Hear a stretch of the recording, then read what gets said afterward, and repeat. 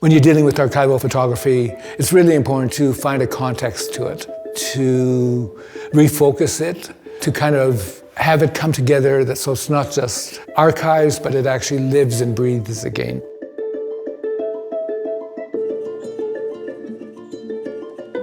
My name is Paul Seesequasis. I would classify myself as a writer, curator.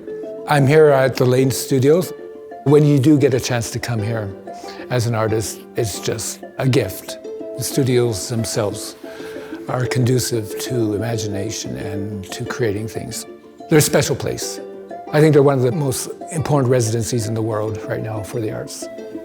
I've relied on the library to get source material, and the print shop has been very good for printing out different sizes of images that I've needed. So I'm working on a project that's going to be at the Momenta Biennial, and it's based on a Mohawk lacrosse team that took part in a tour of Great Britain in 1876. And the whole idea of the tour was about introducing the game of lacrosse to Europeans. So you had 12 Canadian gentlemen who are kind of the settlers from Montreal, and then you had 13 what they called quote-unquote Iroquois Indians playing against each other.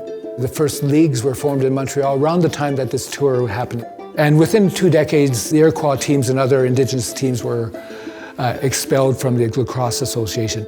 By the turn of the century, Indigenous teams were back in, but it just was that process, that complexity and layer of it, which is lacrosse as a sport, as an Indigenous sport, as a sport that was being assimilated and taken over. And that's why it's called Framing the Creator's Game, because lacrosse goes back thousands of years. Through Haudenosaunee culture, the Six Nations, lacrosse was huge. Games used to go on for days, hundreds of players. The game was adopted by settlers as they arrived, and a set of rules were put in place, so the game changed. It was more codified, the teams were reduced in size, the sticks, the balls, all that adapted and changed.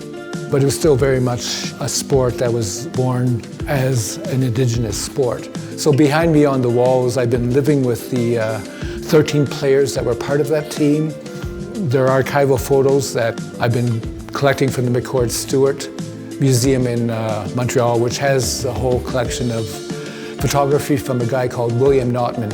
I'm exploring the past, but also contextualizing the past so it relates to the present. One of the things I hope this exhibition does is place this team back into the conversation about lacrosse as a sport and also as an art form.